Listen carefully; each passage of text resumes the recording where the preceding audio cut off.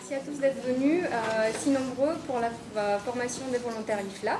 Je m'appelle Ioana Enescu, je suis assistante de coordination pour le congrès LIFLA. Je travaille à la bibliothèque municipale de Lyon avec le chef de projet Sonia Kelly, qui est également directeur adjoint de l'action culturelle et de la communication, et avec Agnès Audouin, qui est directrice des territoires à la bibliothèque, directrice adjointe des territoires à la bibliothèque municipale de Lyon. Donc on va tout d'abord commencer par une petite présentation, mais je pense que j'ai déjà tout dit sur mes... pas tout, mais en tout cas j'ai déjà fait la présentation rapide de mes collègues. S'il y a des choses à ajouter, voilà, n'hésitez pas. Concernant donc, le rôle de chef de projet, si tu veux faire une petite présentation. Donc je vais vous accueillir au nom du comité national. On est très fiers d'avoir réussi à avoir convaincu autant de personnes. Et puis maintenant, on passe à la phase qu'on attendait depuis longtemps, parce qu'on prépare ce congrès nous, depuis 1 an et demi. Vous serez le premier visage de l'accueil des congressistes, donc vous allez occuper un poste clé. Une partie du souvenir des congressistes reposera sur vos qualités d'accueil, de service, etc. Et ça, on en est convaincu depuis le début. Donc on est très content d'organiser cette formation. On souhaite tout simplement vous remercier. Donc moi, je le fais au nom du groupe projet.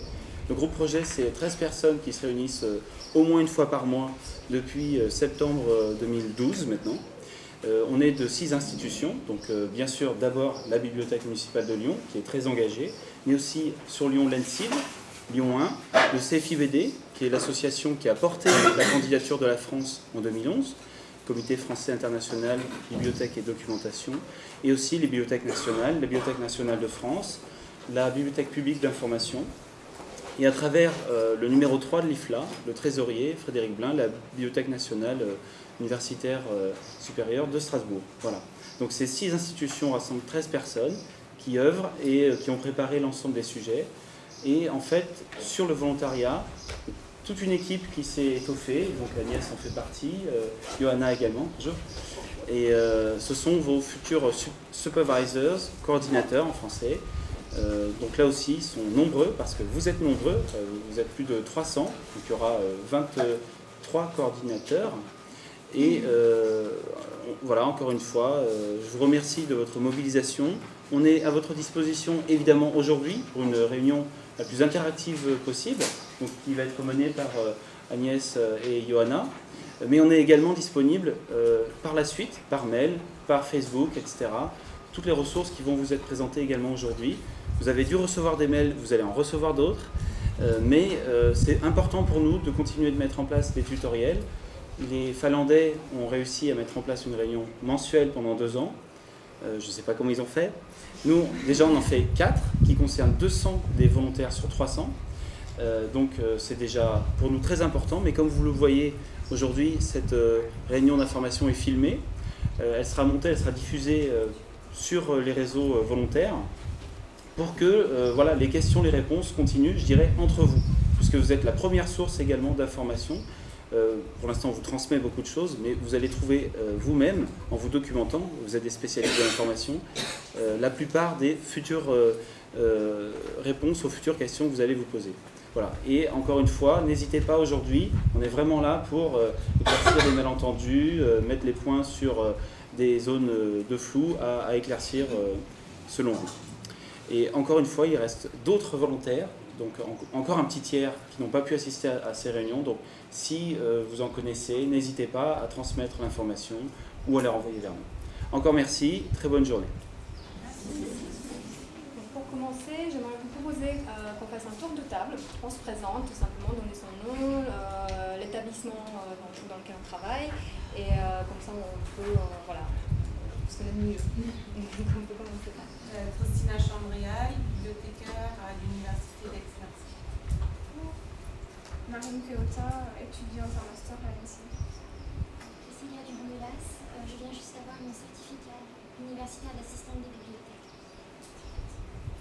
Mélanie Tison, stagiaire à Médiat, centre de formation des bibliothèques. Claire-Marie Chevron, également stagiaire à Médiat. Allez. Yann Marconnet, BUFM. Virginie Janin, je suis au département de civilisation à la Barre de Vie. Hélène Vial, bibliothèque municipale de Lyon à la France. Lionel Dutuc, Bibliothèque municipale de Lyon, ici à la Parme. Camille Arruga, travaille à la bibliothèque management de l'INSA de Lyon. Virginie Hack, bibliothèque municipale de Lyon, 5e Saint-Jean. Paul Bressan, je suis en contrat ici. N'hésitez pas à le parler un petit peu plus fort, parce que la salle est un peu ingrate. Exprimez-vous. Paul Bressan, je suis en contrat, je sais pas quoi, ici, à la bibliothèque de Lyon. Merci. Gisèle Valentina, bibliothèque municipale de Lyon. Mylène Pic, je suis documentaliste en établissement scolaire au collège Émile Citard dans le L. Je m'appelle Maria, je travaille à l'ANSI. Louis Béjou, je travaille à l'ANSI. Sylvie Charletti, bibliothèque municipale de Grenoble. Grégory Mariani, je travaille à la médiathèque de Martigues dans le Bouches-du-Rhône. Françoise Renazé, je travaille à la bibliothèque d'Hydro de Lyon, à l'UANS. Marion Ringot, également à la bibliothèque d'Hydro de Lyon. Julie Février, également à la bibliothèque d'Hydro de Lyon. La partie contractuelle, je travaille à la bibliothèque de Montologie, bibliothèque de Lyon. Lyon 1. Merci. Delphine Dupré, je travaille à la bibliothèque municipale d'Avignon. Pierre Tribu, médiathèque de Pau Lyonnais. Magali Cugnot, à la bibliothèque de la Maison de l'Orient et de la Méditerranée à Lyon. Catherine Lizzy, étudiante à l'ETSI. Kim Darro, bibliothèque municipale de Cantégraphe. Pauline Dédieu, médiathèque de Montélimar ici. Nadine Conrad-Vergès, je suis au SID2 de Grenoble, à l'Étoile. Marie Pastor Martinez, je suis à Lyon 1.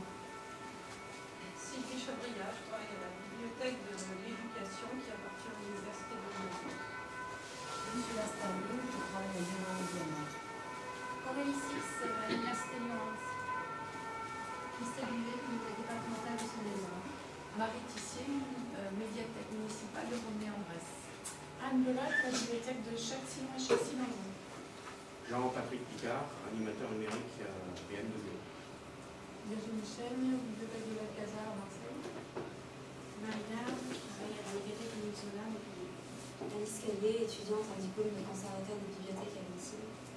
Anne Bouchard, aussi conservateur stagiaire à l'ANSI. Magdalene Chirac, bibliothèque d'Hydro de Lyon.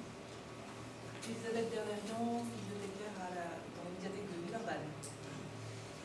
Catherine Daburon-Fouillant, donc vraiment à la médiathèque de Valence. Clotilde Charton, bibliothèque municipale de Lyon. Laurence Cook, bibliothèque municipale de Lyon.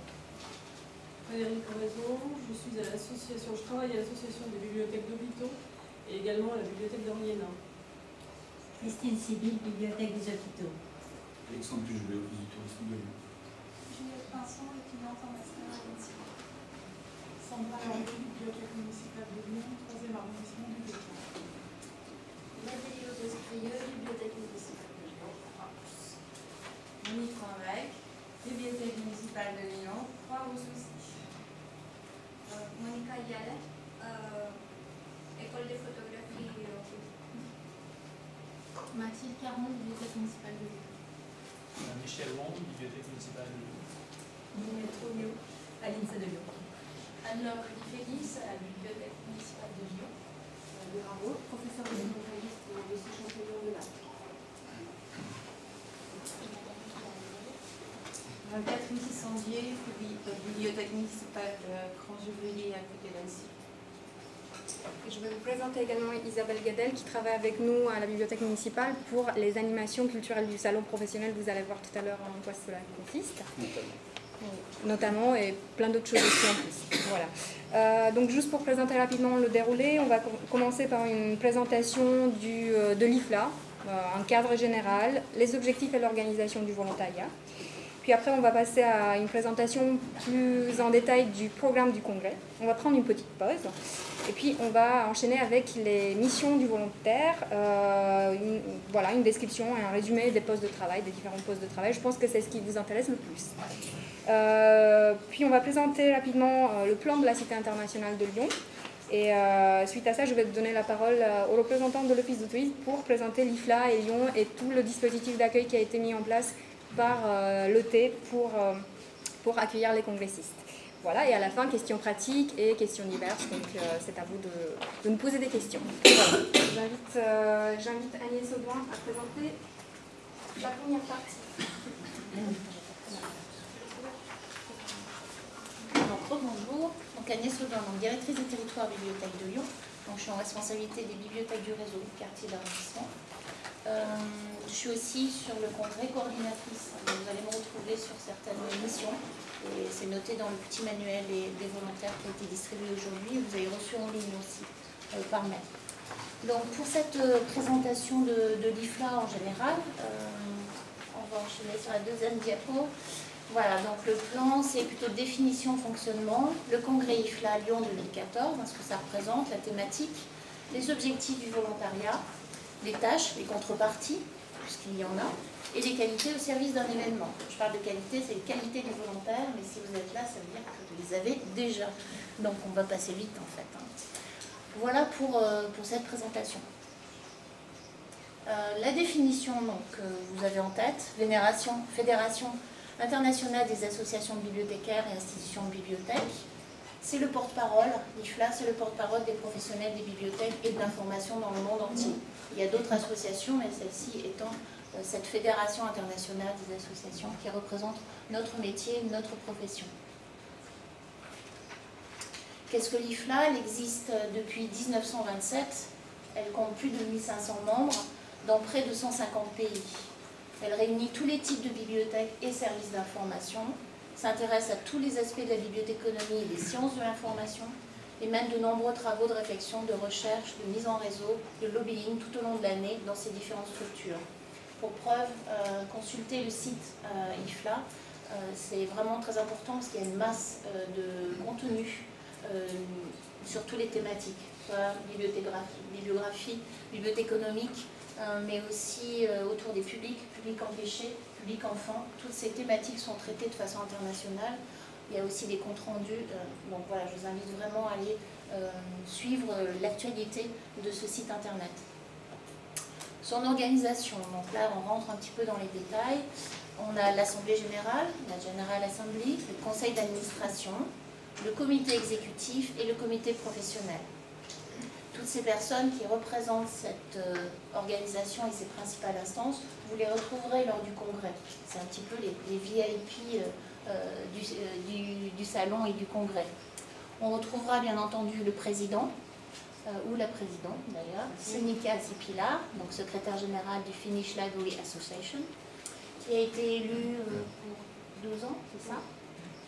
Donc le président est élu d'une année sur une autre en fait. Il n'y a pas d'élection, je dirais, démocratique ou de vote, c'est plutôt en comité restreint qui décide qui prendra la suite. Non, pas tout à fait. C'est plutôt, comment dire, des candidatures qui se présentent pour 4 ans. On est d'abord, si on est élu président élu, comme donc la numéro 3 de la bibliothèque du Congrès, Donna Schieder, américaine. Et puis, au bout de 2 ans de président-élect, président élu, on devient président de l'IFLA. Mais tout ça se fait de façon ouverte et démocratique, c'est-à-dire qu'on se présente et on compte les voix. Et c'est comme ça qu'elle a été élue l'an dernier. Cette année, on n'aura pas d'année d'élection, donc ça simplifiera quand même les choses, parce que les années d'élection, donc c'était le cas à Singapour, il y a une grosse partie qui est liée au remerciement de l'ancienne présidente et à l'élection de la nouvelle. Donc, on a ça en moins cette année. Donc merci pour ces précisions. Donc il y a des membres élus, président du comité professionnel, il y a 5 présidents de toutes les divisions, une secrétaire générale de l'IFLA qui est Jennifer Nicholson, et nous avons Frédéric Blin, donc, qui travaille à la BNUS, donc Strasbourg, qui est trésorier. Donc c'est le représentant français à ce niveau-là. Donc c'est bien d'en avoir un. Voilà. Les activités et les compétences de l'IFLA, c'est 6 programmes stratégiques, c'est des divisions qui coordonnent 43 sections et 14 groupes d'intérêt spécialisés. C'est important d'avoir ce vocabulaire, je dirais, en tête, puisque vous allez le retrouver dans le programme du congrès. Johanna vous en parlera tout à l'heure, mais ça donne lieu effectivement à des réunions de groupes d'intérêt, ça donne lieu à des caucus, ça donne à des réunions de section, et c'est des choses que vous verrez dans le programme et qu'il faut avoir en tête. Alors, les divisions, il y en a 5. Il y en a qui concernent les collections, les services, les différentes typologies des bibliothèques, les régions. et support du métier, support of profession. Je vous ai mis après un petit slide sur c'est quoi une division et quelles sont les thématiques. Alors, une division, celle des services des bibliothèques.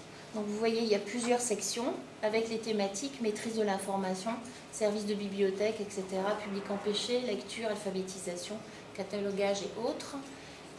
Ça donne lieu à des réunions. Ce sont des groupes de travail qui donnent lieu à des réunions et qui profitent aussi du congrès pour mettre à plat leur travail, pour pouvoir après peut-être faire une communication soit sur le site, soit une communication plus générale. Les groupes d'intérêt spécialisés, vous avez 3 thématiques qui sont un petit peu aussi dans l'air du temps, comme la RFID et le web sémantique. Ce sont des groupes qui se réunissent et qui n'ont pas encore donné lieu forcément à un travail qui a été mis sur le site internet ou qui sera communiqué. On est groupe d'intérêt spécialisé avant d'être section. Pourquoi adhérer à l'IFLA? C'est une fédération à laquelle les établissements ou les réseaux de bibliothèques et services d'information peuvent adhérer. Cette adhésion permet d'intégrer des sections, de suivre leur actualité, de bénéficier d'un tarif réduit pour l'inscription au congrès. Le travail de l'IFLA se traduit par des publications dans tous les domaines, ça je vous en ai parlé. Ça peut être également des déclarations stratégiques et des manifestes sur le positionnement de la profession par rapport à des lois, par rapport à des décrets ou par rapport à des thématiques autour de la censure ou autres problématiques qui nous touchent au quotidien. C'est aussi la production de manuels, d'ouvrages de référence. Ce sont les documents dont je vous parlais tout à l'heure et qu'on retrouve sur le site internet de l'IFLA, donc qui est www.ifla.org, mais que vous devez connaître. Donc la fédération mène une action permanente de défense et de promotion des bibliothèques et des services de l'information. Le congrès de l'IFLA, donc congrès mondial des bibliothèques, c'est le point d'orgue et l'action emblématique de la fédération. Il est tenu chaque année dans un continent différent à chaque fois, et ce depuis 1927. Il y a en moyenne 3000 congressistes. C'est le nombre sur lequel on compte. Je crois qu'il a été légèrement dépassé actuellement au niveau des inscriptions. Donc c'est un congrès à forte inscription, à fort retour positif. Il y a beaucoup d'inscrits, beaucoup de pays sont représentés. Et c'est vraiment le côté le plus riche, je dirais, du congrès. Pour avoir eu la chance d'être allé à Singapour l'an dernier en tant que congressiste, c'est vraiment très dépaysant. Et le pays l'était, mais le fait d'être dans le congrès et de rencontrer autant de pays sur place, autant de personnes qui font le même métier que nous, c'est vraiment une source d'échange très très passionnante. C'est un rendez-vous incontournable avec l'innovation. L'innovation dans chaque pays, l'innovation dans chaque bibliothèque. Tous les congressistes et toutes les personnes qui vont participer au salon, par le biais de communication, par le biais d'ateliers, sont dans un esprit de curiosité, d'échange et de partage. Et vous verrez que même l'anglais n'est plus une barrière, même si on ne maîtrise pas totalement l'anglais. Voilà, on arrive à parler, on arrive à se comprendre, et malgré tout, on manipule, je dirais, la même base et le même métier, la même profession. Donc c'est un lieu d'expression, c'est un lieu de rencontre. J'attache beaucoup d'importance à ces deux mots-là. Et dans leur diversité, évidemment, vous allez croiser des Texans en short avec un Stetson sur la tête, vous allez croiser des personnes d'origine africaine habillées traditionnellement, vous allez croiser des personnes asiatiques. Voilà, c'est vraiment passionnant. Et dans leur diversité, leur questionnement et leur souhait de mutualiser et d'échanger. C'est aussi un moment où on peut réfléchir ensemble et préparer peut-être des coopérations futures, d'échange, de mutualisation. Voilà. Hop. Le congrès et les sections IFLA. Le congrès annuel est l'occasion de réunir les comités de chacune de ces sections. C'est pour ça que j'avais fait une petite slide au début pour vous présenter un peu ce vocabulaire. Ce sont les open sessions que vous allez retrouver sur le programme. Il y a des conférences satellites autour du congrès, on vous en a déjà parlé. Il y en a du côté de Genève, il y en aura aussi à 2-3 heures de Lyon. Voilà, c'est avant ou après le congrès. Qui prépare le congrès? Le siège, c'est 15 permanents qui sont à La Haye. C'est aussi une société organisatrice qui s'appelle KIT, ou KIAT, de Berlin, qui travaille depuis août 2012. Un congrès, ça se prépare longtemps en avance. On n'a pas commencé à le préparer à partir de Singapour l'an dernier. C'est une fois qu'effectivement la candidature a été travaillée, on a senti que Lyon était en bonne position. Le travail s'est enchaîné après avec les différentes sociétés organisatrices et le siège. C'est un comité national français. On va rentrer dans les détails avec un petit trombinoscope qui est très large, qui prend les grandes orientations. Bien entendu, deux coprésidents pour ce comité national français, M. Gérard Collomb, notre maire et président du Grand Lyon, et M. Bruno Racine, président de la BNF. Il y a 37 membres représentant les ministères, collectivités, associations et institutions françaises. Donc là, normalement, il y a un petit lien qui va sur la composition du CN, mais je pense que c'est un petit PDF aussi. Donc vous allez retrouver des directeurs de bibliothèques, voilà, des chargés de mission, mais aussi des écoles comme l'ENSIM, chargé de mission avec Raphaël Batz. Vous allez retrouver des présidents d'universités, vous allez retrouver des personnes qui sont membres de cette équipe régulière du Comité français international. Voilà, ça c'est un petit peu pour vous montrer, évidemment, notre directeur Gilles Poli, qui n'a pas pu être présent aujourd'hui, mais voilà. Johanna qu'on retrouve, Franck Urinville aussi, BNF, M. Kepenekian qui est notre adjoint au maire et premier adjoint depuis peu. C'est pour vous dire l'importance de ce comité national, 37 membres, qui prennent des décisions et qui avancent sur la construction du congrès. On va peut-être passer à l'autre diapositive, s'il vous plaît. L'équipe projet désignée par le comité national, c'est 13 personnes, 6 employeurs différents, montré aussi, et qui travaillent depuis septembre 2012. Donc là, il y a un petit trombinoscope aussi. Le lien ne marche pas, décidément, mais on a un petit PDF de secours avec des photos. Et donc, on va retrouver, voilà, les membres. Donc, Johanna, en gros plan, ça a commencé par elle. Je plaisante. Étienne, bien entendu, chef de projet.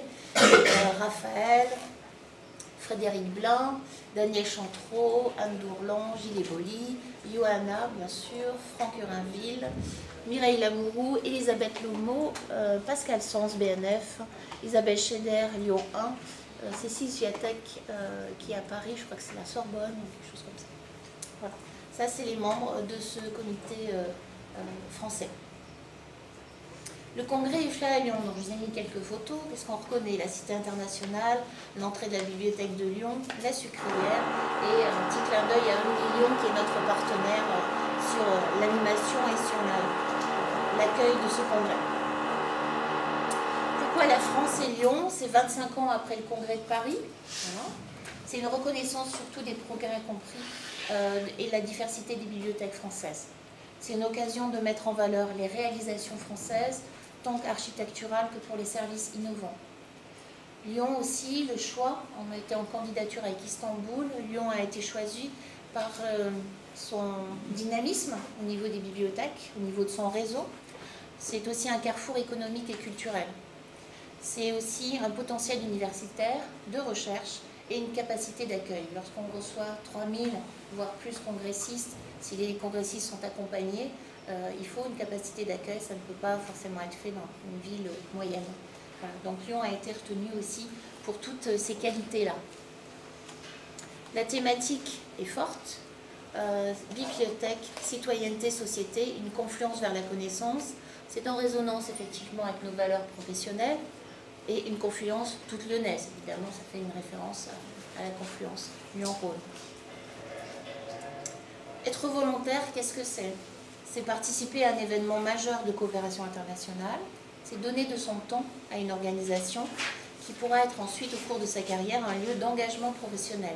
C'est ce que je vous disais tout à l'heure, cette capacité, cette possibilité de rencontrer, de créer une coopération, de mutualiser et d'échanger. C'est vraiment l'occasion ou jamais. C'est tisser des liens entre volontaires avec les participations et les participants, excusez-moi, et les organisateurs. c'est se former et enrichir ses compétences. Vous êtes volontaire, mais vous serez sur les lieux aussi où il y aura des ateliers, des conférences, plus ou moins ouvertes. C'est une occasion de participer, d'écouter, de poser des questions, de rencontrer. C'est assurer aussi, bien sûr, la réussite de la conférence. Et là-dessus, on compte sur vous. Quelle contrepartie? Inscription gratuite au congrès, une contrepartie de 6 demi-journées volontariat, l'invitation à la soirée culturelle, ne pas la rater celle-ci. Donc ça se passera à la sucrière, mais Johanna vous en dira plus. Prise en charge du déjeuner sur le temps du service, donc on est très pragmatique. Prise en charge partielle de l'hébergement en résidence universitaire, si vous avez des questions là-dessus, on pourra également y répondre. Et remise d'un certificat de volontaire IFLA à encadrer et à mettre au-dessus de la cheminée. Le déplacement domicile-congrès à la charge du volontaire ou de son établissement, c'est un détail, mais c'est important. Quelle période, quel dispositif et quel encadrement? On compte vraiment sur vous du 15 au 22 août. Peut-être même la veille du 15 août, mais ça on vous en dira plus.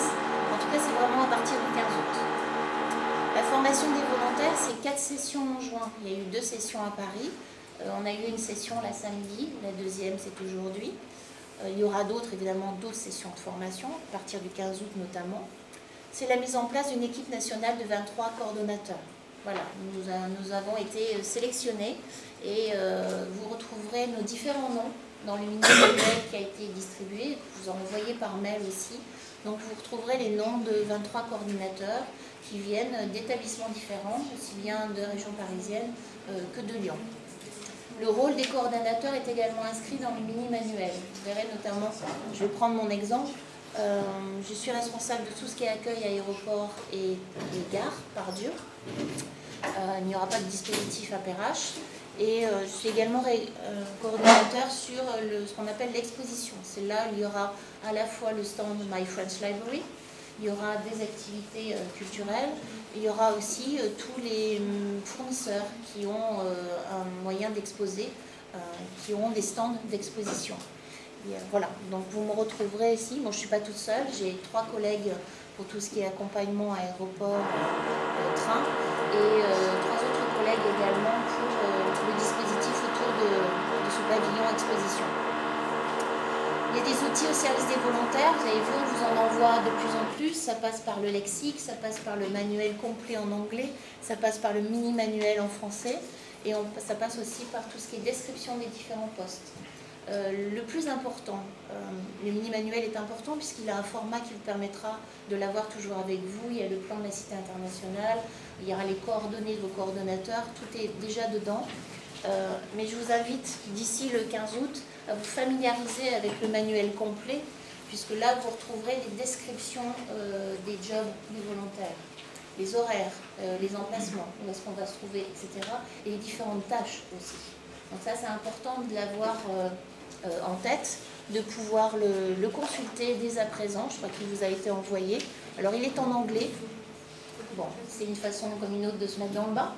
Et donc je vous invite vraiment à le lire, à le relire, à bien vous familiariser avec les différentes tâches. Et on reviendra là-dessus avec Étienne et Johanna juste après. Et lexique de traduction, fiche pratique. Vous avez des petits lexiques qui viennent de la BPI, etc. Une question, on n'attend pas d'allemand. Non, pas du tout. Je crois que ça ne fait pas partie des langues de l'IFLA. Si c'est des langues officielles. Quelle est la question, madame? Dans le lexique, je n'ai pas fait de traduction en allemand. Dans le lexique de la BPI, c'est un document qu'on a récupéré de la BPI. Ouais, voilà. Qu'on a constitué maintenant. L'histoire de la traduction de l'IFLA, elle repose sur des gens comme nous. C'est-à-dire que là, par exemple, le site de l'IFLA que citait Agnès, il était partiellement traduit par l'effort du CFIBD, une dizaine de personnes très récemment. Les Espagnols sont en avance sur nous, mais c'est qu'une partie du contenu qui a été traduit. Et par exemple, vous citez la BPI, enfin, ce lexique est tiré d'un travail de la BPI, mais comme la BML, comme Lyon 1, la BPI fait partie d'une section, a fait un ouvrage de référence qui n'est pas à ce jour traduit en français. Parce qu'il faut trouver la force vive pour le traduire, pour l'éditer, etc. Donc, les traductions sont partielles.